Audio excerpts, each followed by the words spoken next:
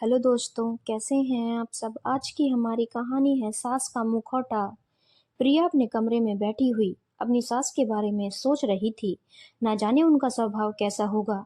कहीं गुस्सेबाज होंगी या फिर प्यार करने वाली होंगी। न जाने वे उसके साथ कैसा व्यवहार करेंगी। कल ही उसका विवाह उनके बेटे दीपक के साथ हुआ था, जिसके साथ 7 फेरे लेकर वह आज सुबह तारों की छांव में अपने ससुराल आ गई थी। उसकी सास ने उसका भव्य स्वागत करते हुए उसे प्यार से एक कंबल उड़ाकर एक कमरे में पलंग पर बिठा दिया था। प्रिया को बहुत तेज भूख भी लग रही थी। वह अभी नई नई थी, इसीलिए उसे किसी से खाने के लिए कहते हुए भी बेहद शर्म आ रही थी। साथ ही उसे डर भी लग रहा था कि कहीं खाने के लिए कहने पर लोग उसका मजाक न उड़ाएं।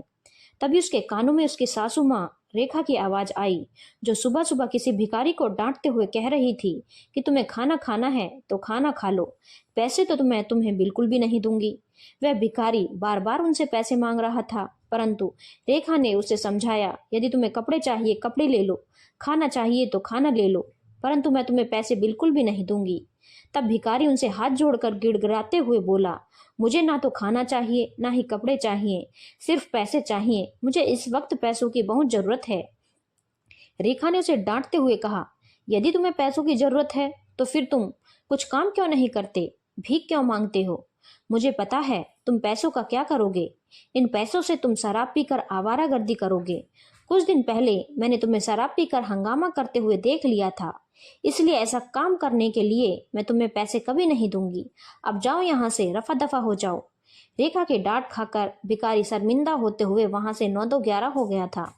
भिखारी को फटकारने के बाद रेखा जैसे ही अंदर आई तो तभी उसकी सासू माँ उससे बोली, बहू, जब तक घर में देवी देवता का पूजन ना हो तब तक नई बहू को खाने को कुछ मत देना, नहीं तो झूठा मुंह करने से देवी देवता नाराज हो जाते हैं। और हाँ, अभी से उस पर नकेल कसकर रखना, ज्यादा लाड प्यार कर ना दिखाना, ज्यादा लाड प्यार करने से बहू सिर चढ़ जाती है।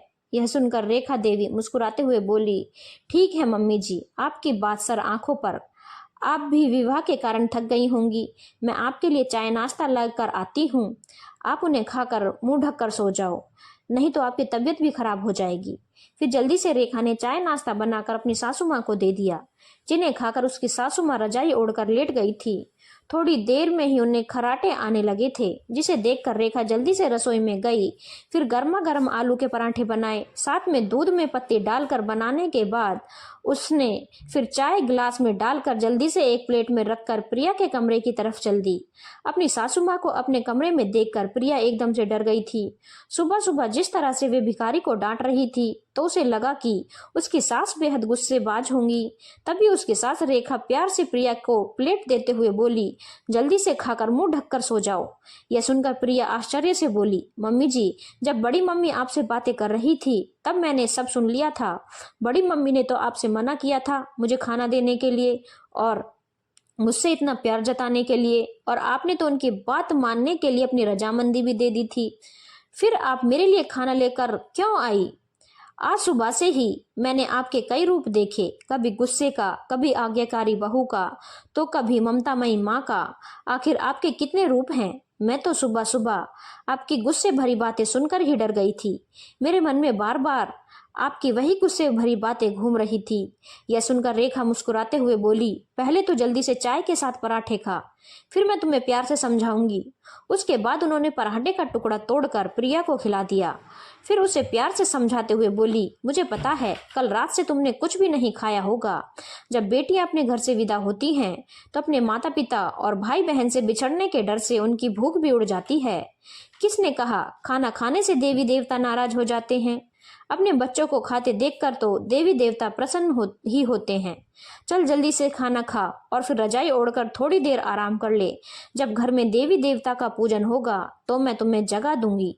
बेटी, घर में सुखी शांति बनाने के लिए एक औरत को बहुत से मुखौटे पहनने पड़ते हैं। कभी गलती करने पर किसी को अपनी गलती का एहसास कराने के लिए, उसे सही राह पर लाने के लिए गुस्से में भी डांटना पड़ता है, तो कभी अपनों से बड़ों का मान रखने के लिए उनकी हाँ में हाँ करनी पड़ती है। कभी सास बहू का भेद मिटाने के लिए ममतामयी माँ भी बनना पड़ता है। यदि मैं तुमसे लाड़ प्यार नहीं करूंगी तो फिर तुम मुझे अपनी माँ कैसे समझोगी? तुम्हें अपनी बेटी बनाने के लिए मैं तुम्हें लाड़ प्यार तो करना ही होगा। मुझे पता है ज्यादा लाड़ प्यार करने से बहू कभी सिर पर नहीं चढ़ती बल्कि अपनी सास के और भी करीब आ जाती है। कभी कभी पति का प्यार पाने के लिए उसकी प्रेयसी भी बनना पड़ता है, जिससे पति पत्नी का रिश्ता प्रेम से परिपूर्ण होता है।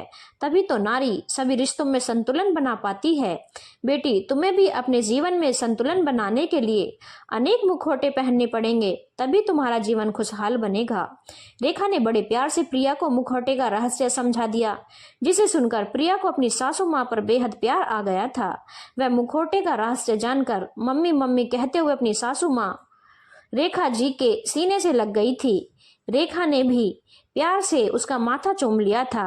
आज के समाज में लोग अनेक प्रकार के मुखौटे पहनकर कभी किसी को बेवकूफ बनाकर पैसे ऐंठ लेते हैं, तो कभी अच्छा इंसान बनकर किसी का दिल तोड़ देते हैं।